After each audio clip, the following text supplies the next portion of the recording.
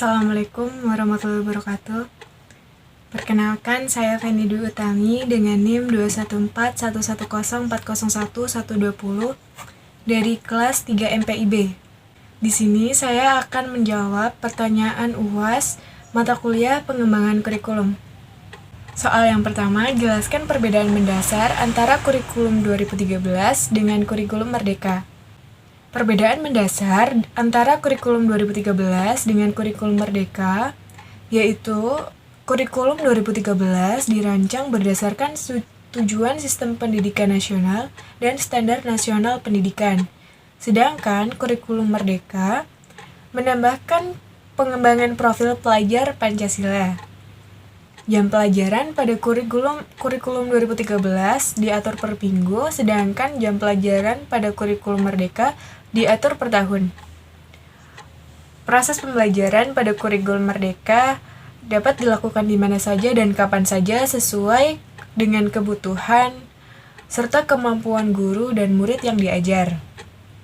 Sedangkan pada kurikulum 2013 mengutamakan kegiatan pembelajaran di kelas. Penilaian pada kurikulum 2013 berdasarkan aspek pengetahuan, aspek keterampilan, aspek sikap, dan aspek perilaku. Sedangkan kurikulum Merdeka mengutamakan penguatan profil pelajar Pancasila, kegiatan intrakurikuler, dan kegiatan ekstrakurikuler. Pertanyaan yang kedua, jelaskan perbedaan mendasar antara RPP dan modul ajar. Modul ajar merupakan satu perangkat ajar yang digunakan untuk merencanakan pembelajaran, dan modul ajar ini sama seperti RPP namun komponennya lebih lengkap. Apabila pendidik menggunakan modul ajar, maka ia sudah tidak perlu membuat RPP karena komponen dalam modul ajar meliputi komponen RPP dan lebih lengkap. Komponen minimum dalam RPP yaitu tujuan pembelajaran, langkah-langkah atau kegiatan pembelajaran yang biasanya untuk satu atau lebih pertemuan. Asesmen pembelajaran yaitu rencana asesmen untuk di awal pembelajaran dan rencana asesmen di akhir pembelajaran untuk mengecek ketercapaian pembelajaran. Dalam modul ajar sendiri, 5 komponen minimum yang harus ada. Yang pertama, tujuan pembelajaran.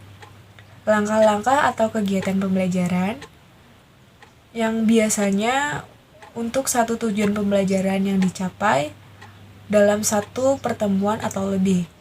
Rencana asesmen di awal pembelajaran dan instrumen pembelajaran lainnya.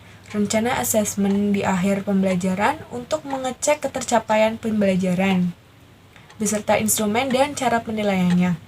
Media pembelajaran yang digunakan termasuk bahan bacaan, lembar kegiatan, video, atau tautan situs web yang perlu dipelajari oleh peserta didik. Oleh karena itu, modul ajar lebih lengkap daripada rencana pelaksanaan pembelajaran atau RPP.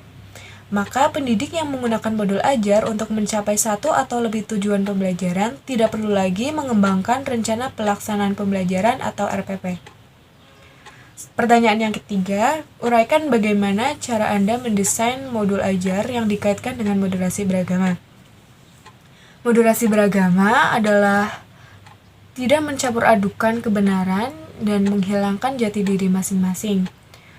Dituntut untuk lebih terbuka menerima bahwa di luar diri kita ada orang-orang yang juga memiliki hak yang sama dengan kita. Masing-masing memiliki keyakinan atau agama yang harus kita hormati dan kita akui keberadaannya. Untuk itu, kita perlu bertindak dan beragama dengan cara yang moderat.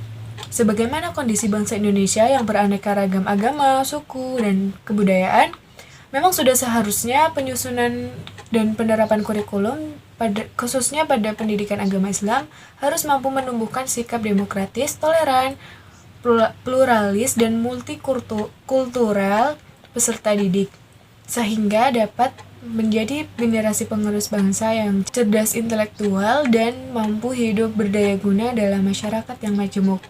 Untuk mencapai tujuan tersebut, salah satu langkah yang perlu diambil yaitu dengan menerapkan kurikulum yang berbasis holistik, yaitu dengan mengintegrasikan berbagai bidang ilmu pengetahuan serta dilengkapi dengan aspek keterampilan.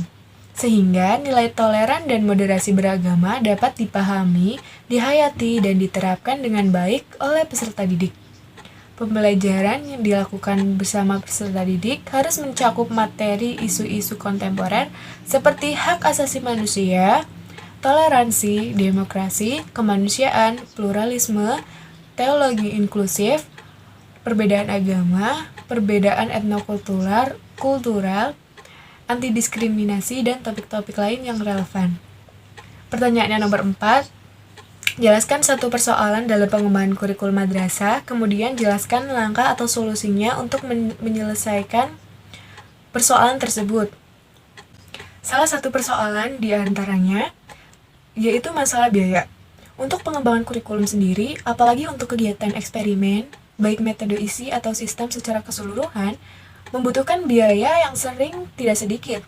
Untuk solusinya, sekolah perlu mengatur keuangan agar dapat berjalan dengan baik, sehingga kegiatan eksperimen tersebut dapat ditunjang serta dapat berjalan dengan baik.